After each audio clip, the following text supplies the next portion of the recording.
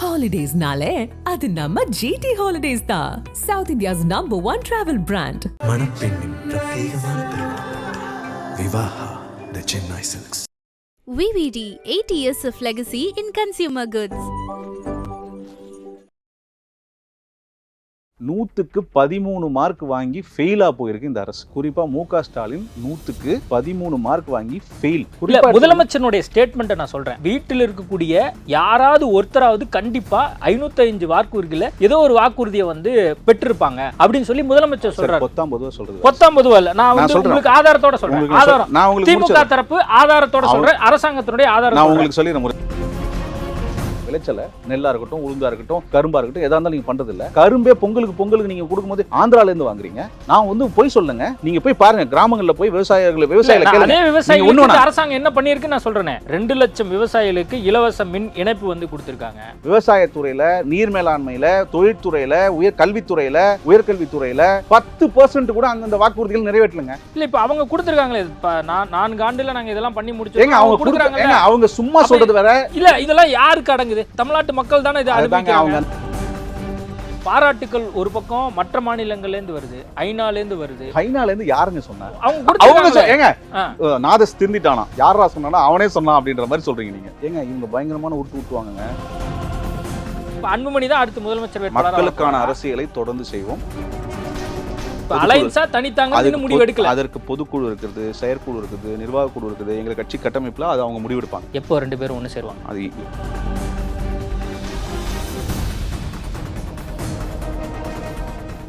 IBC தமிழர்களுக்கு வணக்கம். இன்றைய சிறப்பு நேர்காணலில் நம்மோடு இணைந்திருக்கிறார் பாட்டாளி மக்கள் கட்சியின் செய்தி தொடர்பாளர் வினோபா பூபதி அவர்கள். வணக்கம். வணக்கம். எப்படி இருக்கீங்க? நல்லா. நீங்க நல்லா இருக்கீங்களா? ரொம்ப நல்லா இருக்கேன். ரொம்ப நாள் ஆச்சு உங்களை பொதுவெளியில் பார்த்து. நீண்ட நாள் ஆச்சு. எங்கே போயிட்டார் வினோபா பூபதி அப்படிங்கிற ஒரு கேள்வி கூட என் மனசுக்குள்ளே எழுந்துகிட்டே இருந்தது. அதுக்காக தான் நேர்காணலுக்கே கூப்பிட்டேன். கொஞ்ச நாளாக எங்கடா லைம் லைட்டில் காணமே, அங்கங்கே ஒரு மெயின் ஸ்ட்ரீமில் வரக்கூடிய ஒரு நபர் ஆளை காணமேன்னு பார்த்தேன். அதனால தான் கூப்பிட்டேன். அன்புமணியினுடைய நடைப்பயணம் மக்கள் மத்தியில் எந்த அளவுக்கு வரவேற்பு இருக்குது? முதல்ல மிக முக்கியமான நடைப்பயணம் இது.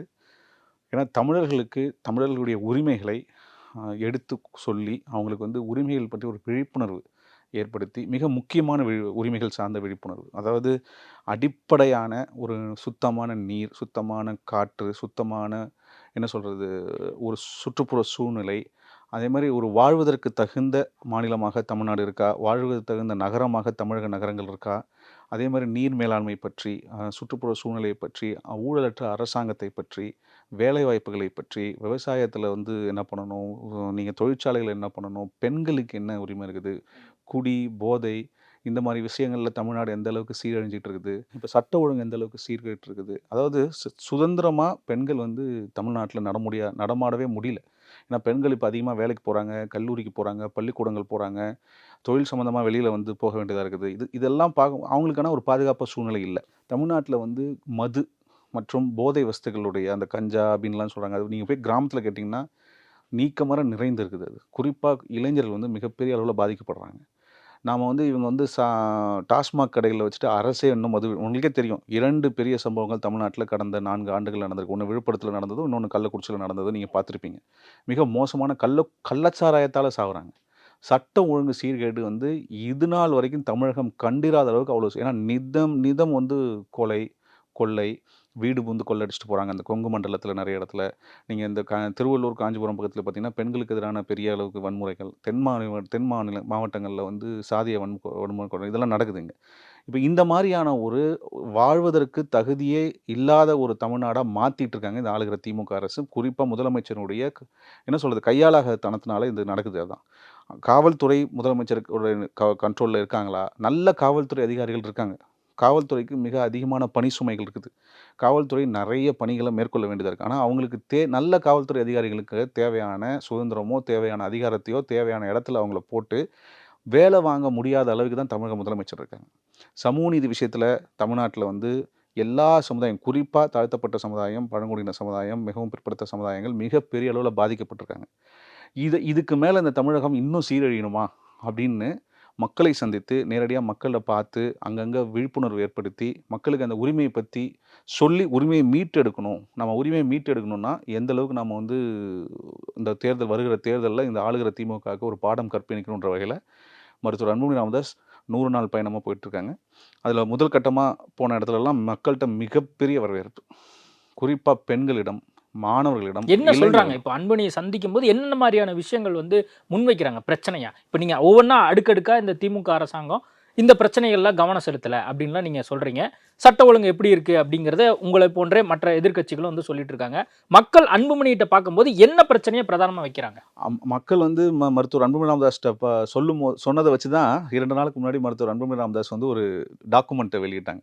எங்கள் தலைவர் மருத்துவர் அன்புமணி ராமதாஸ் வந்து முதல் கட்டமாக போன மாவட்டங்கள்லேருந்து மக்களுடைய கருத்து கேட்பில் என்ன நடக்குதுன்னா, இந்த ஆளுகிற திமுக அரசு, ஸ்டாலின் தலைமையிலான இந்த அரசு 2021ஆம் ஆண்டு 505 வாக்குறுதிகளை சொல்லி தான் இவங்க வந்து ஆட்சிக்கே வந்தாங்க. 505 வாக்குறுதிகள். நீங்கள் பார்த்தீங்கன்னா தெரியும். நாங்கள் போய் டப்பா வச்சு அவங்க வந்து நிறைய கருத்து கேட்பு நடத்தினாங்க. ஸ்டாலின் அவர்கள் ஊராக போயிட்டு டப்பா வச்சுக்கிட்டு நாங்கள் இதை பூட்டி வச்சுருவோம், அப்புறமா செஞ்சிருவேன்ட்டு எல்லாம் என்னென்னமோ நாடகம் பண்ணாங்க. தேர்தலுக்கு முன்னாடி ஒரு பெரிய நாங்கள் வந்து மேனிஃபெஸ்டோ, எலெக்ஷன் மேனிஃபெஸ்டோ அப்படின்னு சொல்லி நாங்கள் தயார் செய்கிறதுக்கு ஒரு குழு அமைச்சாங்க. குழு அமைச்சு ஒரு பெரிய ப்ரெஸ் மீட் வச்சு எலெக்ஷன் முன்னாடி மக்கள்கிட்ட என்ன சொன்னாங்கன்னா, 505 வாக்குறுதிகள் நாங்கள் நிறைவேற்றுவோம், நீங்கள் எல்லாம் எனக்கு ஓட்டு போட்டிங்கன்னா நாங்கள் மிகப்பெரிய அளவில் நாங்கள் அதெல்லாம் நிறைவேற்றி இந்த மக்களை வந்து நாங்கள் வந்து அடுத்த கட்டத்துக்கு கொண்டு போவோம்னு சொல்லி மக்கள்கிட்ட சொன்னாங்க. ஆட்சிக்கு வந்து கிட்டத்தட்ட 50 மாதங்கள் ஆயிடுச்சு, கிட்டத்தட்ட 4.5 ஆண்டுகள் ஆயிடுச்சு. அந்த 505 வாக்குறுதிகளில் வெறும் 66 மட்டும்தான் முழுமையாக பண்ணியிருக்காங்க. மீதி இன்னொரு 66 அரைகுறையாக பண்ணியிருக்காங்க. மீதி 373 வாக்குறுதிகளை தொடவே இல்லை. 100க்கு 13 மார்க் வாங்கி ஃபெயிலாக போயிருக்கு இந்த அரசு.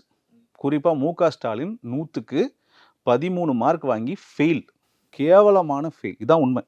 நீங்கள் ஒரு மார்க் போடணும், நீங்கள் இந்த 505 வாக்குறுதிகளில் 373 நீங்கள் வந்து 100க்கு கன்வெர்ட் பண்ணிங்கன்னா 100க்கு 12.84.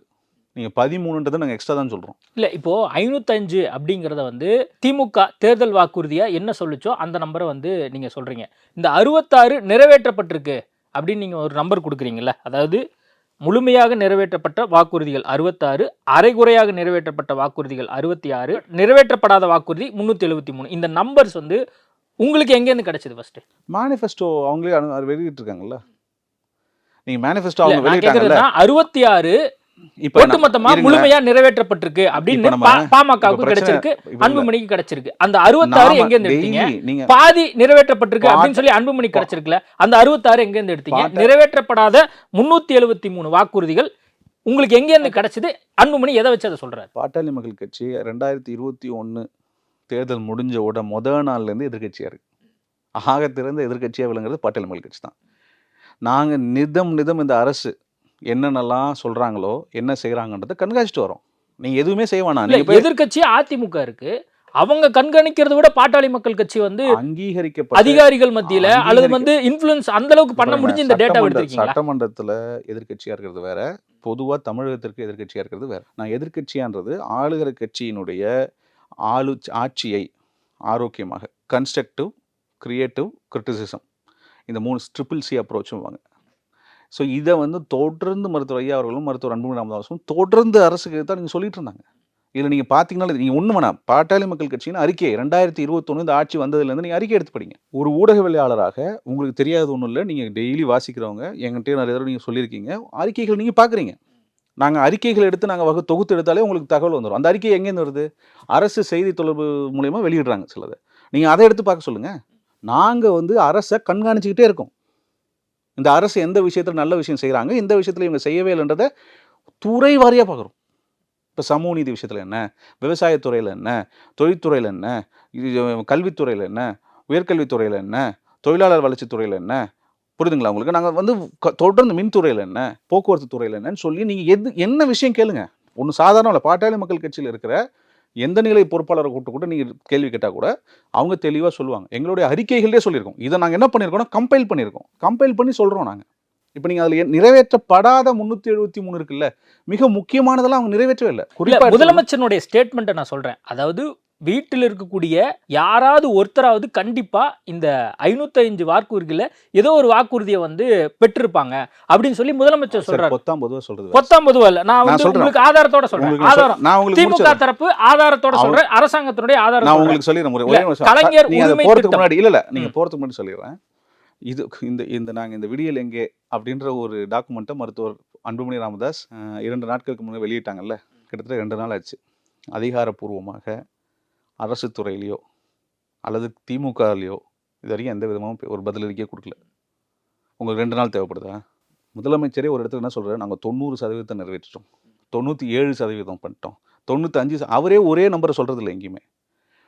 முதலமைச்சர் இன்னொரு ஸ்டேட்மெண்ட்டையும் சொல்றார், அதை வந்து நீங்க கவனிக்கல என்னன்னு தெரியல. ஒரு சில திட்டங்கள், ஒரு சில கோரிக்கைகள் வந்து நிறைவேற்றப்படாம இருக்கு, அதையும் நாங்க வந்து கருத்தில் கொண்டு நாங்க அதையும் நிறைவேற்றக்கான முயற்சியில இந்த அரசாங்கம் ஈடுபடுது, திராவிட மாடல் அரசு அதையும் வந்து ஈடுபடுத்தும், அதுல கவனம் செலுத்தும். திராவிட மாடல் பொய் சொல்றாங்க, மக்களை ஏமாத்துறாங்க, மக்களை வந்து நம்பிக்கை துரோகம் பண்றாங்கன்னு சொல்றோம். ஒரு சில கிடையாதுங்க, 373 505 வாக்குறுதிகள்ல 373 வாக்குறுதிகளை தொடவே இல்லை. அதுதான் பொய்யே. இப்போ நீங்கள் ஒரு சிலன்னு இப்போ நீங்கள் ஊடகவியலாளராக நீங்கள் என்ன பண்ணணும்னா, நீங்கள் திமுக ஆளை கூப்பிட்டு வச்சு வாங்க மேனிஃபெஸ்டோ கையில் வச்சுப்போம். உங்கள் மேனிஃபெஸ்டோ யார் இது? திமுக. 505 வச்சுப்போம். ஒன்றா டிக் அடிப்போம், இல்லை ராங் போடுவோம் அப்படின்னு டிக் அடிச்சுன்னா யாரும் டிபேட்டுக்கே வர மாட்டாங்க. நீங்கள் அவங்களோட மேனிஃபெஸ்டோ கையில் வச்சுக்கிட்டு நீங்கள் கூப்பிட்டீங்கன்னா வரவே மாட்டாங்க. அவங்க பொதுவாக பேசுவாங்க, சும்மா எதுவுமே குறிப்பிட்டு ஒரு தரவுகளோட பேச மாட்டாங்க. நான் என்ன கேட்குறேன், பல இளைஞர்கள், பட்டதாரி இளைஞர்கள் தங்களுடைய கல்வி கடன் ரத்தாகும் நம்பி திமுகவினுடைய மு.க. ஸ்டாலினுடைய வாக்குறுதியை நம்பி ஓட்டு போட்டாங்க. ஒரே ஒரே ஒரே ஒரு பட்டதாரி இளைஞருடைய கல்வி கடன் ரத்து பண்ணிட்டாங்களே அவங்க? பண்ணல. அப்போ கல்வி கடனை ரத்து பண்ணியிருந்தா எத்தனை பட்டதாரி இளைஞர்கள், தமிழக இளைஞர்கள் அவங்க மேலே இருக்கிற நிதி சுமை குறைஞ்சிருக்கும், இன்னைக்கு கடனாளி இல்லாமல் இருப்பாங்க. செய்யலையே. நகைக்கடன் தள்ளுபடினாங்க. அதுக்கப்புறம் அதை வந்து இல்லை வேற மாதிரி, அதை உல்ட்டாவா வேற மாதிரி சொன்னாங்க. 5 பவுன் வரைக்கும் வந்து தள்ளுபடி. அதான் சொல்கிறேன், இவங்க கொள்ளும்போதே நீ நல்ல ஞாபகம் வச்சுங்க, வீடியோக்கெல்லாம் இருக்குது. தேர்தலுக்கு முன்னாடி இன்றைய துணை முதலமைச்சர் என்ன சொன்னார், யாராவது நகை வச்சுருந்தா கொண்டு போய் வச்சுருங்கம்மா, தேர்தல் வரும், அப்புறம் நாங்கள் வந்து அப்போ அன்றைக்கி எதாவது சொன்னீங்களா? 5 பவுன் வைங்க, 4 பவுன் வைங்க, 3 பவுன் வைங்க, இல்லை 1 பவுன் வைங்க, இல்லை 10 பவுன் வைங்க, அதை சொன்னீங்களா? போய் சொன்னீங்களா இல்லையா மக்கள்கிட்ட? உங்களை நம்பி எத்தனை பெண்கள் கொண்டு போய் அவங்க எதில் கொண்டு போய் நகை கடை, விவசாயத்துக்கு நகை கடை வைக்கிறோம், அது வைக்கிறோம், நகை கடை வச்சாங்கல்ல, நீங்க மீட்டிங்ல எல்லாத்தையும் கொடுத்துட்டீங்களா? இல்ல, அது வந்து ஒரு அரசியல் கட்சியா அவர் நான் சொல்றேன், அரசாங்கம் விவசாய கட்சி சில கண்ட்ரோல்டா சில மெஷர்மென்ட் எடுப்பாங்கல்ல, அந்த அடிப்படையில நான் சொல்றேன், அதன் அடிப்படையில 5 பவுன் வரை கொடுத்திருக்காங்க. இல்ல எல்லாருக்கும் கொடுக்கல, நீங்க திருப்பி கொடுத்துருக்காங்கன்னு சொல்லாதீங்க, நிறுவாதீங்க. அதை நீங்க தயவு செஞ்சு ஊடகவியலாளர் அதை செய்யாதீங்க. நீங்க போயிட்டு என்ன வேணா கிராமங்களில் போய் பெண்கள்கிட்ட கேளுங்க, கிராமங்களில் போய் பெண்கள்கிட்ட கேளுங்க, விவசாய கடன் ரத்து பண்றாங்கன்னாங்க. எத்தனை கடன் ரத்து பண்ணிட்டாங்க? விவசாயிகளுடைய நிலைமை என்ன? விவசாயிகளுக்கு என்னென்னலாம் நீங்க வாக்குறுதி கொடுத்தீங்க? கேரளாவில் இருக்கிற மாதிரி விவசாய விளைபொருட்களுக்கு குறைந்தபட்ச விலையை நிர்ணயம் பண்றதுக்கு ஒரு ஆணையம் கொண்டு வருவோம், நாங்களே நிர்ணயம் பண்ணுனீங்க. என்ன பண்ணியிருக்கீங்க? அரசு கொள்முதல் நிலையங்களை மூடிட்டு வரீங்க. சரியான நேரங்களில் போய் கொள்முதல் பண்றதில்ல. விளைச்சலை, நெல்லா இருக்கட்டும், உளுந்தா இருக்கட்டும், கரும்பா இருக்கட்டும், எதா இருந்தாலும் நீங்க பண்றதில்ல. கரும்பே பொங்கலுக்கு நீங்க கொடுக்கும்போது ஆந்திரால இருந்து வாங்குறீங்க. நான் வந்து போய் சொல்லுங்க, நீங்க போய் பாருங்க, கிராமங்கள்ல போய் விவசாயிகளை கேளுங்க. அரசாங்கம் என்ன பண்ணிருக்கு நான் சொல்றேன். 2 லட்சம் விவசாயிகளுக்கு இலவச மின் இணைப்பு வந்து கொடுத்திருக்காங்க. கூடுதலாக வந்து பாத்தீங்கன்னா 2,99,380 ஏக்கருக்கு பயிர் சாகுபடி கொடுத்திருக்காங்க. இந்த மாதிரி விவசாயிகளுக்கு என்ன பயிர் சாகுபடி என்னன்னு ஏதாவது சொல்லியிருக்காங்களா? ஏதாவது டேட்டா கவர்மெண்டோட டேட்டா? கவர்மெண்ட் டேட்டா தான். இது கவர்மெண்ட் டேட்டா கிடையாது, இது அவங்க விளம்பரத்துக்கு போற டேட்டா. பெனிஃபிஷியரிஸை பயனாளிகளை காமிச்சு எந்த பயனாளி எங்க இருக்காங்க? ஏங்க கிராமத்துலேருந்து வந்திருக்குங்கனாலாம் நீங்கள் போய் கரும்பு விவசாயிகளை போய் கேளுங்க, நெல் விவசாயியை போய் கேளுங்க, நீங்கள் பழம் வாழை விவசாயிகளை போய் கேளுங்க, உளுந்து பயிரிடுறவங்களை போய் கேளுங்க, நீங்கள் போயிட்டு எந்த பயிரிடுறவங்களும் போய் கேளுங்களேன். பூ பயிரிடுறாங்களா அவங்கள போய் கேளுங்க, தக்காளி பயிரவங்களை போய் தெருவில் கொட்டுறாங்க. நாங்கள் அந்தந்த ஊரில் நாங்கள் வந்து மதிப்பு கூட்டு பண்ணுற மாதிரி நாங்கள் விவசாய பொருளுக்கு கிடங்குகள் நினைப்போம், நாங்கள் இது பண்ணுவோம் அது பண்ணுவோன்னு சொன்னாங்க. என்ன பண்ணீங்க? அடிப்படையாக கொள்முதல் விலையை கூட எங்களால் நிர்ணயிக்க முடியலங்க. அதுக்கு ஒரு ஆணையம் அமைக்கிறோம். நாங்கள் என்னங்க பண்ணீங்க? பண்ணலைங்க. இவங்க பொய்யா சொல்லிக்கிட்டு பொய்யா சொல்லி வாக்குறுதி வாங்கி ஓட்டை வாங்கிட்டு ஒண்ணுமே இந்த மக்களை மதிக்கிறது இல்ல.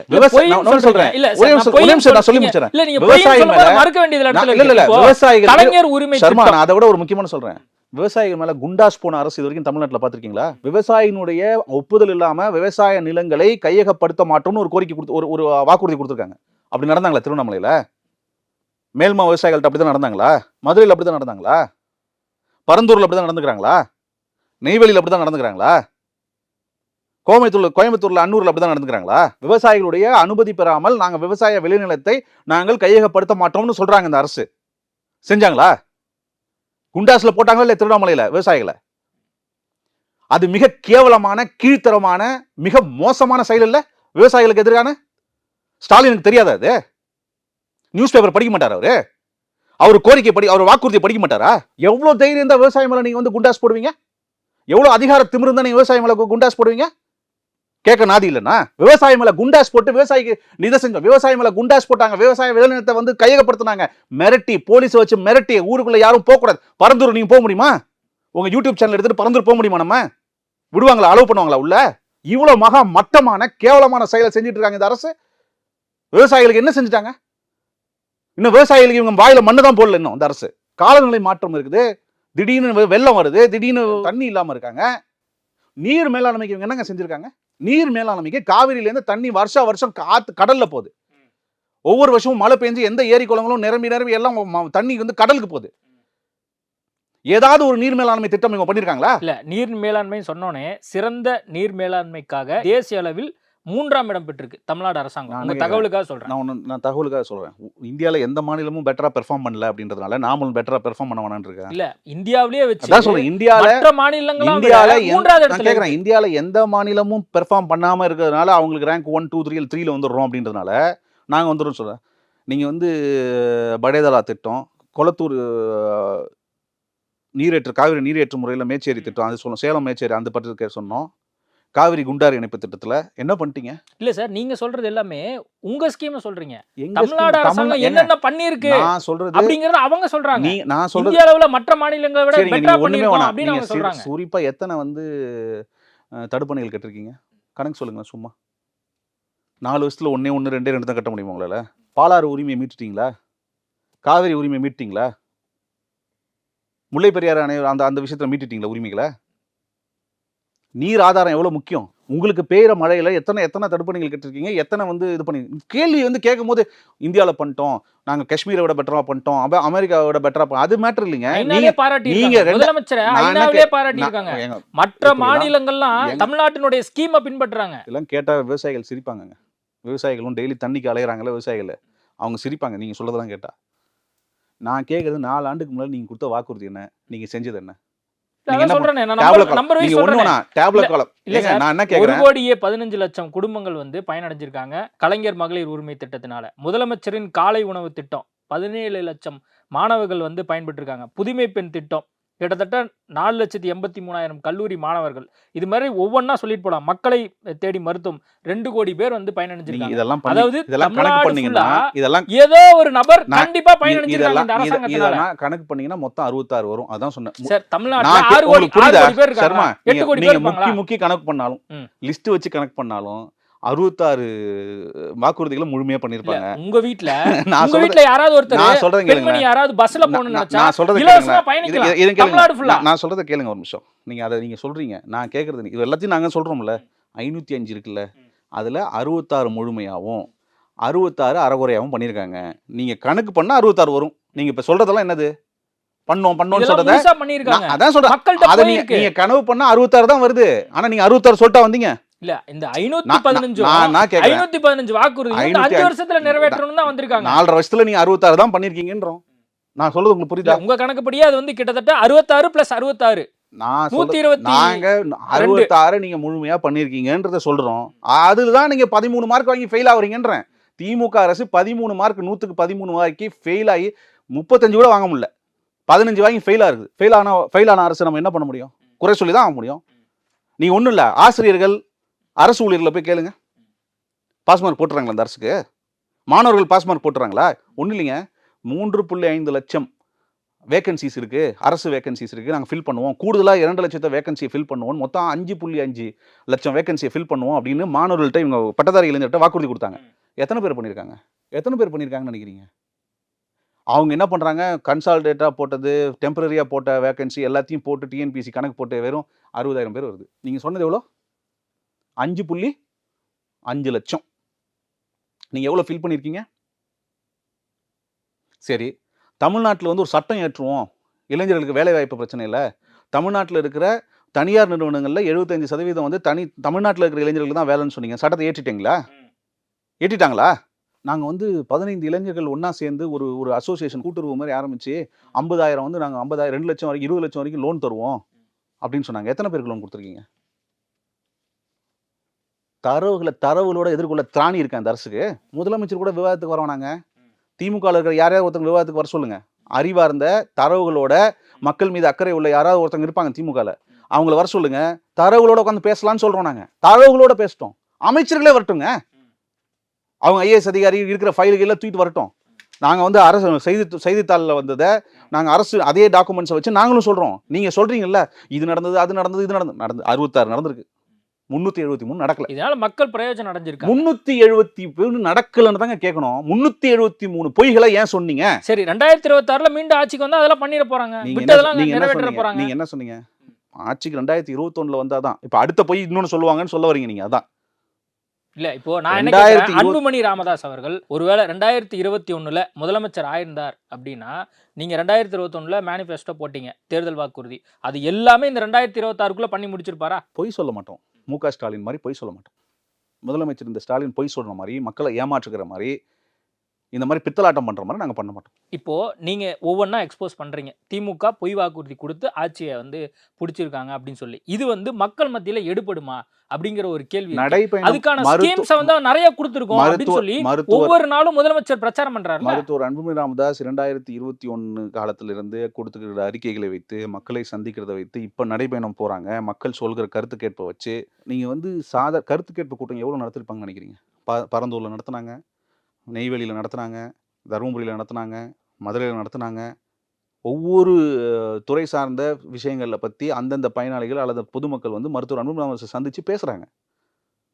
அவங்க கொடுக்குற தரவுகளை வச்சு பார்த்தா, அதுக்கப்புறம் நம்ம ஆராய்ந்து பார்த்தா இவங்க 505 சொன்னோன்னு சொல்கிறாங்க. இவரேங்க முதலமைச்சரே ஒரு இடத்துல 90 முடிச்சிட்டோம், 97 முடிச்சிட்டோம், 90 95 முடிச்சிட்டோம்னு இஷ்டத்துக்கு ஒரு கதை விடுறாரு. குறைகள் கண்டிப்பா எந்த அரசாங்கம் இருந்தாலும் இருக்கும் தானே. பாட்டாளி மக்கள் 13 மார்க் வந்து எல்லாமே கரெக்டா இருக்கும். நீங்க 100க்கு 35 வாங்கி பாஸ் ஆகலாம்ல, ஏன் ஃபெயில் ஆறீங்க? 13 தான் பண்ணிருக்கீங்க. 100க்கு 13 மார்க். 100க்கு அவங்க கிட்டத்தட்ட 70-75% இல்ல. அவங்க பாஸ் ஆயிட்டதா அவங்க பொய் சொல்றாங்கன்றத நாங்க சொல்றோம். ஒருவேளை ஒரு நிமிஷம் இருங்களேன், நான் சொல்றத நாங்க டாக்குமெண்ட்ஸ் கொடுத்துட்டோங்க. பொதுமக்கள்ல ஊடகவியலாளர் முடியாது மருத்துவர் அன்புமணி ராமதாஸ் டாக்குமெண்டோட டேட்டாவோட ப்ரூவ் பண்றாரு. டிபார்ட்மெண்டா தமிழ் மொழியை ஆட்சி மொழியா கொண்டுறாங்க. ஆக்கணாங்களா? இது 1949 திமுக ஆன காலத்துலன்னு சொல்றாங்க. செஞ்சுட்டாங்களா? எத்தனை தடவை ஆட்சியில் இருந்திருக்காங்க? வழக்காடு மன்ற மொழியா கொண்டுறாங்க. தமிழ் மொழி எழுத்து வடிவத்தை வந்து நாங்கள் ஒரு சட்டம் தேர்த்து அதை சீர்திருத்தம் பண்ணுவோம், சட்டம் ஏற்றுவோம். நாங்கள் ஏற்றிட்டாங்களா? இந்த வழக்காடு மொழி ஆக்குறோம், ஆட்சி மொழி ஆக்குறோம், நாங்கள் வந்து சட்டம் கொண்டு வரோம் தமிழ் மொழியை காப்பாற்றுறதுக்கு. உலகத்தில் இருக்கிற அனைத்து யூனிவர்சிட்டிலையும் நாங்கள் வந்து தமிழ்ச்சார் கொண்டு வரோம். நாங்கள் கொண்டு வந்துட்டாங்களா? 1949 இந்த கதையை உருட்டிக்கிட்டே இருக்காங்க. திமுக உருட்டிக்கிட்டே இருக்காங்க. ஒவ்வொரு தேர்தல் அறிக்கையிலும் உருட்டி பொய் சொல்லி மக்களை ஏமாத்தி ஓட்டு வாங்குறது என்ன அர்த்தம்? அது சாதாரண விஷயம். 49ல சொல்றீங்க வழக்காடு மொழியாக்குவோம், ஆட்சி மொழியாக்குவோம், வழக்காடு மொழியாக்கும், ஆட்சி மொழியாக்கும்னு. யாரை ஏமாத்திட்டு இருக்கீங்க? அதுக்காக நீங்க கிள்ளி போட்ட துரும்பு என்ன பண்ணிருக்கீங்க தமிழ் ஆட்சி மொழியாக்குறதுக்கு? நீங்க வந்து வழக்காடு மன்ற மொழியாக்குறதுக்கு? மருத்துவர் அன்புமணி ராமதாஸ் தமிழகத்தில் இருக்கிற மற்ற தலைவர்கள் எல்லாம் உயர்நீதிமன்றத்தில் ஒரு போராட்டமே நடத்தினாங்க. அடிப்படையா ஒரு நீதி பரிபாலனம் அந்தந்த தாய்மொழியில இருக்கணும்ன்றது தெரியாது அவருக்கு. அதுக்கு என்ன முயற்சி செஞ்சீங்க? அதையே சொல்லுங்க. நீங்க செய்ய வேணாம். என்ன முயற்சி செஞ்சிருக்கீங்க? எங்க போய் பேசிருக்கீங்க? அதுக்காக என்னென்ன சட்டத்திருத்தம் கொண்டு வரணும்னு பேசியிருக்கீங்க? எங்க போராட்டம் பண்ணியிருக்கீங்க?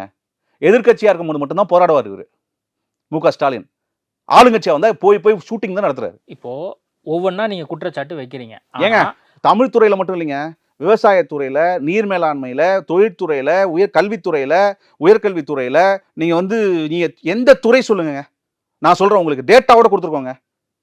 10% கூட அந்த வாக்குறுதிகள் நிறைவேற்றலங்க. இல்ல இப்ப அவங்க கொடுத்திருக்காங்களே, 4 ஆண்டுல நாங்க இதெல்லாம் பண்ணி முடிச்சோம். அவங்க கொடுக்குறாங்க. அவங்க சும்மா சொல்றது வேற. இல்ல இந்த இதெல்லாம் யாருக்கு அடங்குது? தமிழ்நாட்டு மக்கள் தானே இது அனுபவிக்கிறாங்க. அவங்க அந்த 66 செஞ்சிருக்காங்கல்ல, அதை தான் பில்டப் கொடுத்து அதை செஞ்சிட்டோம் சும்மா நாங்க கேக்குறது நீங்க ஒண்ணு வேணாங்க. பாராட்டுக்கள் ஒரு பக்கம் மற்ற மாநிலங்கள்ல இருந்து வருது, ஐநால இருந்து வருது. ஐநால இருந்து யாருங்க சொன்னா? அவங்க ஏங்க நாதஸ் திருந்திட்டானா? யாரா சொன்னா? அவனே சொன்னான் அப்படின்ற மாதிரி சொல்றீங்க நீங்க. ஐநால யாரு? தேசிய அளவுல சொல்றேன். ஐநா பாராட்டுச்சுன்னா நான் ஒரு விஷயம் சொல்றேன். எக்ஸாம்பிள், மருத்துவர் அன்புமணி ராமதாஸ் மத்திய சுகாதாரத்துறை அமைச்சரா இருக்கும்போது ஆஷா ஒர்க்கர்ஸ் சொன்னாங்க. அக்ரெடிட்டட் சோஷியல் ஹெல்த் ஆக்டிவிஸ்ட்னு சொல்லுவாங்க, ஆஷா ஒர்க்கர்ஸ். இன்னைக்கு கோவிட் டைம்ல கிராமம் கிராமமாக ஊர் ஊராக போய் மலைகளிலும் காடுகள் பக்கத்தில் இருக்கிறவங்களுக்கும் நீங்கள் வந்து மக்களால் போய் அரசால் போய் சேர முடியாத இடத்துலலாம் போய் எல்லாருக்கும் அந்த கோவிட் வேக்சின் போட்டது ஆஷா ஒர்க்கர்ஸ். அந்த ஆஷா ஒர்க்கர்ஸ்க்கு WHO மிகப்பெரிய அவார்டு கொடுத்துருக்காங்க. அதை கொண்டு வந்தது மருத்துவர் அன்புமணி ராமதாஸ். WHO ஒரு ஐநாவோட அங்கம், அது உலக அரங்கம். இதுதாங்க நாங்கள் டேட்டாவோடு இருக்குது. WHO ஆஷா ஒர்க்கர்ஸ்க்கு அவார்டு கொடுத்துருக்காங்க. நீங்கள் எங்கே வேணாலும் போய் பார்க்கலாம். ஸ்டாலினுக்கு என்ன பாராட்டு வாங்கியிருக்காங்க எனக்கு ஒன்றும் புரியல எனக்கு. ஏங்க இவங்க பயங்கரமான விட்டுவாங்கங்க. யுனெஸ்கோ மன்றம்னு சொல்லி ஒரு ரூபாய்க்கு ஒரு NGO ஆரம்பித்து அவங்க தான் அவார்டு கொடுத்துட்டு யுனெஸ்கோன பேரை வச்சுக்கிட்டு யுனெஸ்கோவே எங்களை பாராட்டிச்சு சொன்ன வரலாறுங்க. இந்த வரலாறு கொண்டவங்க அவங்க. நீங்கள் அவங்கள போய் நம்புறீங்க ஐநா சொல்லிச்சுன்னு. மேலாண்மை தேசிய விருது 2025 2004ஆம் ஆண்டுக்கான சிறந்த ஒருங்கிணைந்த நீர்வள மேலாண்மை தேசிய விருது 2024 வந்து கொடுத்துருக்காங்க. அதான் நான் சொல்கிறேனுங்க, மற்ற ஸ்டேட்டு பெர்ஃபார்ம் பண்ண லெவலுக்கு இவங்க பண்ணியிருக்காங்க.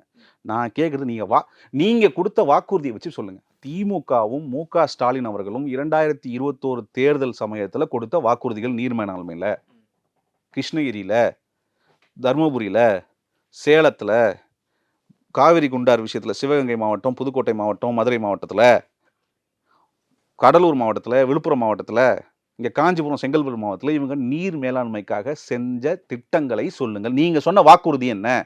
நீங்கள் சொன்ன வாக்குறுதியை நிறைவேற்றினீங்க தான் கேள்வி. இப்போ நீங்க ஒவ்வொன்றா குற்றச்சாட்டு நிறைவேற்றலன்றதான் எங்களுடைய பதில். மக்கள் ஒருவேளை நீங்க சொல்லக்கூடிய இந்த குற்றச்சாட்டுகள்லாம் வந்து ஓரளவுக்கு மக்கள் புரிஞ்சிருந்தாங்க அப்படின்னா 2024 நடந்து முடிந்த நாடாளுமன்ற தேர்தலில் 40க்கு 40 தமிழ்நாடு புதுச்சேரி உட்பட அந்த கூட்டணியை வெற்றி பெற வச்சிருக்க மாட்டாங்கல்ல. நீங்கள் ஒரு முறை மக்களுக்கு உரிமைகளை பற்றி மக்களுக்கு வந்து அவர்களும் இன்னும் விழிப்புணர்வு அடையாமல் இருக்கலாம். இல்லை அது பாராளுமன்ற தேர்தலாம் அவங்க போட்டிருக்கலாம். அதுதான் நாங்கள் சொல்ல வரோம். 2019, 2021, 2024 நீ இந்த மாதிரி வாக்குறுதி கொடுத்து மக்களை ஏமாற்றிக்கணும். நீட் விஷயம் எடுத்துக்கோங்க. நீட் விஷயம் இருக்குல்ல, என்ன சொன்னார்? எங்கள்கிட்ட ஒரு மந்திரம் இருக்குன்னு சொன்னாரா இல்லையா முதலமைச்சர், துணை முதலமைச்சர் சொன்னாரா இல்லையா ஆட்சிக்கு வரதுக்கு முன்னாடி? நீட்டை ஒழிச்சிட்டாங்களே, ஊரெல்லாம் போய் கையெழுத்து வாங்கினாங்களே, அந்த இளைஞரணி மாநாடு நடந்தப்போ குப்பையில் போட்டாங்களே, நீட்டை ஒழிச்சிட்டாங்களா? நீட்டுக்கான போராட்டம் இன்னும் தொடங்குது இல்லை? போராட்டம் இல்லைங்க. நீங்கள் போராடுவோன்னு சொன்னீங்க, நீட்டை ஒழிப்போன்னு சொன்னீங்க. நீட்டுக்காக போராடுவோன்னு சொல்ல அவங்க, நீட்டை எதிர்த்து போராடுவோன்னு சொல்ல அவங்க, நீட்டை ஒழிச்சிருவோன்னு சொன்னாங்க. ஒழிச்சிட்டிங்களா? இங்கே இருக்கிற ஊடகவியலாளர்கள், இளைஞர்கள், குறிப்பாக பள்ளி மாணவர்கள், அவங்க மாணவர்களுடைய தாய் தகப்பன்கள் உதயநிதியை பற்றி கேட்பாங்களா கேட்க மாட்டாங்களா? ஒழிப்பேன்னு சொன்னியப்பா, ஒழிச்சியா? ஆட்சி அதிகாரம் உன்ட்ட கையில் இருந்து ஒழிச்சியான்னு கேட்பாங்களா கேட்க மாட்டாங்களா? அதுக்கு என்ன பதில் வச்சிருக்காரு? என்ன பதில் வச்சிருக்காரு முதலமைச்சர், துணை முதலமைச்சர்? 2026 கண்டிப்பாக அவங்க வந்து இதுக்கான விஷயங்களை ஃபேஸ் பண்ணி தான் ஆகணும். இப்போ 2026 ஒரே ஒரு விஷயங்க, நீட்டுன்ற விஷயம், ஒரே ஒரு விஷயம், நீட்டுன்ற விஷயத்த அப்படி போய் சொல்லி ஓட்டு வாங்கினாங்க.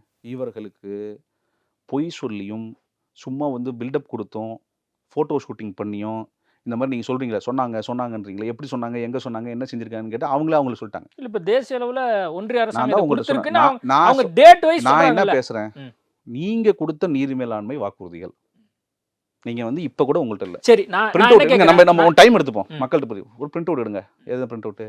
டிஎம்கே மேனிஃபெஸ்டோ அவங்க வெப்சைட்டில் இருக்குது. பிரிண்ட் அவுட் எடுப்போம், நீர் மேலாண்மை திட்டங்களை பார்ப்போம், நம்மளே உட்காந்து பேசுவோம், ஒன்று டிக் அடிப்போம். நம்ம பேசுறது அவங்க கொடுத்த வாக்குறுதி என்ன, நீங்கள் வாக்குறுதியில் செஞ்சீங்களா, செய்யலை, நம்ம அதுக்குள்ளே தான் பேசுகிறோம். இன்னொன்று செஞ்சாங்கன்னு 66 சொல்கிறோம், பாதி அரைக்குறையாக செஞ்சுருக்காங்கன்னு 66 சொல்கிறோம், செய்யவே இல்லைன்னு 373 இருக்குது.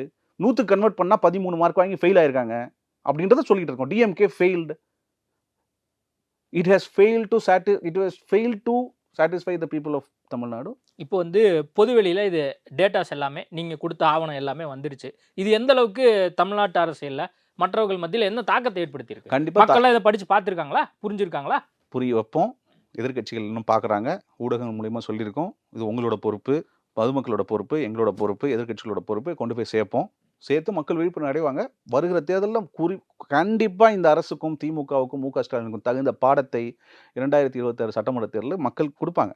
இதில் ஒரு மிகப்பெரிய விஷயம் என்னென்னா, இவங்களுக்கு வந்து 4.5 வருஷம் ஆயிடுச்சு, இன்னும் போய் சொல்லிட்டு உட்காந்துருக்காங்க. மக்கள் ஏதோ நீங்கள் ஒன்றுமே செய்வானாங்க, போய் அரசு ஊழியர்கள் கேளுங்க. இல்லை 2026, 2031, 2036 அது வரைக்குமே திமுக ஆட்சி தான் முதலமைச்சர் அவ்வளோ நம்பிக்கையாக சொல்கிறாரு. 200 தொகுதியில் 2026 வெற்றி பெறுவோங்கிற. சாதாரண மனிதர்களுக்கும் தெரியும் அரசியலில் நாளைக்கு என்ன நடக்கும், நாளைக்கு என்ன நடக்கும்னு நம்ம ப்ரெடிக்ட் பண்ண முடியாது.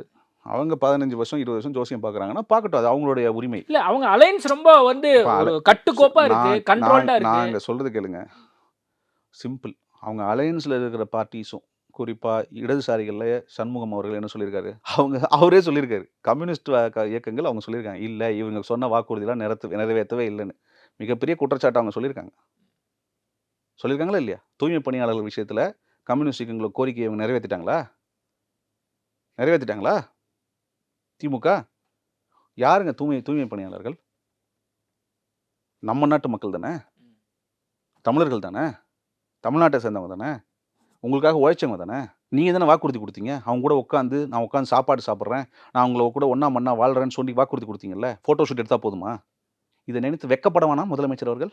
இதை நினைத்து இந்த அரசு அசிங்கப்பட வேணாம்? உங்களால் ஒரு தூய்மை பணியாளர்களுக்கு பெர்மனண்ட்டாக வேலை கொடுத்து அவங்களுக்கு சம்பளம் கொடுத்து அவங்களுக்கு வந்து பணி பாதுகாப்பு கொடுக்க முடியாத அளவுக்கு கீழ்த்தரமான கேவலமான ஆட்சியாளர்களுக்கு அவங்க வெக்கப்பட வேணாம்? திமுக யாருக்குங்க கொடுக்குறீங்க? தூய்மை பணியாளர் யாரு? அவங்க முக்கியம் கிடையாது நாட்டுக்கு? அவங்க உழைக்கலையா? முதலமைச்சர் குடும்பம் போய் அந்த வேலை செஞ்சிருவாங்களா?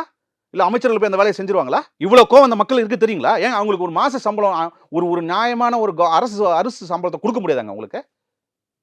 அவங்களுக்கு ஒரு பணி பாதுகாப்பு கிடைக்க கூடாதாங்க? அவங்க பிள்ளைங்க நல்ல ஸ்கூல்ல போய் படிக்க கூடாதா? அவங்க பிள்ளைங்க நாளைக்கு இதே மாதிரி தான் இந்த வேலையே செய்யணுமா அவங்க? நீங்கள் அரசு ஊழியராக ஆக்கினாதான், நீங்கள் அதுக்கான சம்பளத்தை கொடுத்தாதான் அவங்க பிள்ளைங்க படிப்பாங்க. அவங்க பிள்ளைங்க நாளைக்கு கல்லூரியில் பட்டதாரி ஆவாங்க. அவங்க ஒரு டிஎன்பிஎஸ்சியோ ஏதோ எழுதி அரசு ஊழியர் ஆவாங்க. இல்லை அவங்க வேற ஒரு படிச்சுட்டு நல்ல நீங்கள் திருப்பி அந்த தூய்மை பணியாளர் வேலையே செய்யணுன்றதால அவங்களுக்கு அரசு ஊழியர் கொடுக்க மாட்டாங்க. பேச்சுவார்த்தை நடத்தியிருக்காங்க. என்னங்கிறது நம்ம பொறுத்திருந்து பார்ப்போம். பொறுத்திருந்து பார்ப்போம்ல. உங்களுக்கு விளைவு வந்துருச்சு. திருப்பி பொறுத்திருந்து பார்க்கறதுக்கு என்ன இருக்கு? முடியாதுன்னு சொல்லிட்டாங்க. இன்னும் பொறுத்திருந்து பார்க்கறதுக்கு என்ன? சரி, இன்னும் எவ்வளோங்க பொறுக்கணும் அவங்க?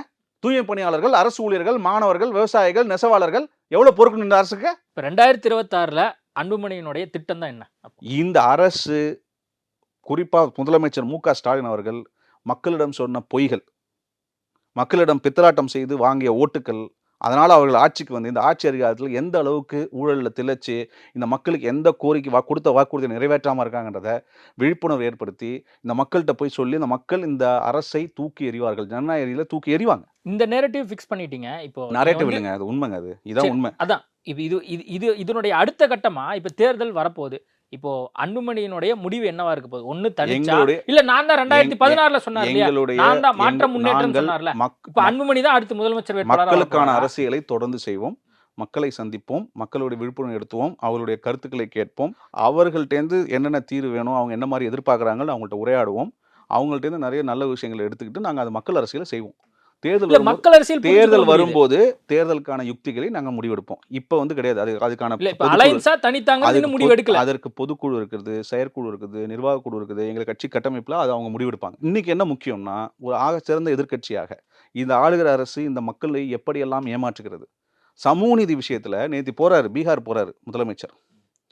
பீகார் நேற்று ஒரு மருத்துவர் அன்புமணி ராமதாஸ் ஒரு ட்வீட் போட்டிருந்தாங்க. என்ன சொல்லியிருந்தாங்க? பீகாராவது முதலமைச்சருக்கு ஞானம் கொடுக்கட்டும் சமூக நீதி விஷயத்தில். பீகார் மாநிலம் சாதிவாரி மக்கள் தொகை கணக்கெடுப்படுத்து அதை வந்து நடைமுறைப்படுத்தி சமூக நீதி நிலைநாட்டினாரு. அந்த ஊரில் முக்கியமான சமூக நீதி தலைவர்கள்லாம் இருந்திருக்காங்க. அங்கே போய் ஞானமாவது வரட்டும், புத்தருக்கு ஞானம் கிடைச்ச மாதிரி மு க ஸ்டாலின் அவர்களுக்கு ஞானமாவது கிடைக்கட்டும்னு சொன்னாங்க. அங்கே போயிட்டு ஐயோ அம்மான்னு வந்து சும்மா நாடகம் போடாமல் இங்கே வந்து மக்களுக்கு என்ன செய்வோம், மக்களுக்கு நாம் கொடுத்த வாக்குறுதிக்கு நேர்மையாக இருப்போம். குறைந்தபட்சம் மக்கள் மிகப்பெரிய வாக்களித்து மிகப்பெரிய வெற்றியை மு க ஸ்டாலின் அவர்கள் கொடுத்தாங்க. மு க ஸ்டாலின் அவருக்கு வரலாறு காணாத ஒரு வாய்ப்பு கிடைச்சிது. எல்லா வாய்ப்பையும் தவற விட்டு 4.5 வருஷம் இன்னமும் ஷூட்டிங் பண்ணிட்டு இருந்து இன்னமும் வந்து ட்ராமா பண்ணிட்டு இருந்தா மக்கள் ட்ராமா ஆட்சிக்கும் உண்மையான ஆட்சிக்கும் வித்தியாசம் தெரியாதுன்னு நினைக்கிறீங்களா மக்களுக்கு? இப்போ 100 நாள் அந்த நடைப்பயணத்துக்கு பின்பாக அன்புமணியினுடைய அடுத்த கட்ட நகர்வை நம்ம எதிர்பார்க்கலாமா? கண்டிப்பாக நடைப்பயணமே இன்னும் நிறைய நாள் போக வேண்டியது இருக்குது. மக்களை சந்திப்போம், மக்களுடன் சேர்ந்து மக்களுக்கான அரசியலை கொண்டு போய் சேர்ப்போம், விழிப்புணர்வு அடைவோம். மக்களே மிகப்பெரிய கோலத்தில் இருக்காங்க. நீங்கள் எந்த செக்டாரில் போய் கேளுங்க, கைவினை பொருட்கள் செய்கிறவங்க, சிறு தொழில் விஷயங்க, குறு தொழில் செய்கிறவங்க, பெருந்தொழில் செய்கிறவங்க, அரசு தொழிலில் இருக்கிறவங்க எல்லாம் நீங்கள் இளைஞர்களை கேளுங்க, போய் தாய் தந்தைகளை கேளுங்க, ஊரெல்லாம் கஞ்சா எப்படி விற்கிறாங்கன்னு கேளுங்க. அவங்களாம் கஞ்சா விற்கிறவங்கள தடுக்கவே முடியல.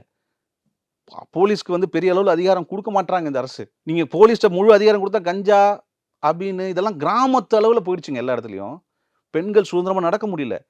சொந்த தாய் தகப்பனையே அடித்து கொள்கிறாங்க பசங்க. அக்கா தங்கச்சிக்கு பிரச்சனை இருக்குது, பக்கத்தில் இருக்கிறவங்களுக்கு பிரச்சனை இருக்குது. இவ்வளோ பிரச்சனைகள் தமிழ்நாட்டில் இருக்குது. ஒன்றுமே தெரியாமல் ஷூட்டிங் பண்ணிக்கிட்டு ட்ராமா பண்ணிக்கிட்டு டெய்லி மக்களை ஏமாற்றிக்கிட்டு இருக்கிறது பேர் ஆட்சிங்களாங்க இது? ஓகே. நான் இறுதியாக ஒரே ஒரு கேள்வி. இந்த கேள்வியை கேட்காம விட்டா இந்த பேட்டி முழுமையடையாதுன்னு நினைக்கிறேன். எப்போ 2 பேரும் ஒன்று சேருவாங்க? அது ஒன்றா தான் இருக்கும். ஒரு சின்ன சின்ன விஷயங்கள் சரியாயிடும். பாட்டாளி மக்கள் கட்சி மிகச்சிறந்த எதிர்க்கட்சியாக, வருங்காலத்தில் ஆளுங்கட்சியாக, தமிழக மக்களுக்காக கண்டிப்பா இது பெரிய மாற்றத்தை 2026 கொண்டு வரும். நல்ல விஷயமே நடக்கும். நல்லதே நடக்கும். ஓகே. நேர்காணல் கொடுத்ததுக்கு மிக்க நன்றி. நன்றி. ஹாலிடேஸ்னாலே அது நம்ம ஜிடி ஹாலிடேஸ் தான். South India's #1 travel brand. மணப்பெண்ணின் பிரத்யேகமான பெருமை Vivaha the Chennai silks. VVD, 8 years of legacy in consumer goods.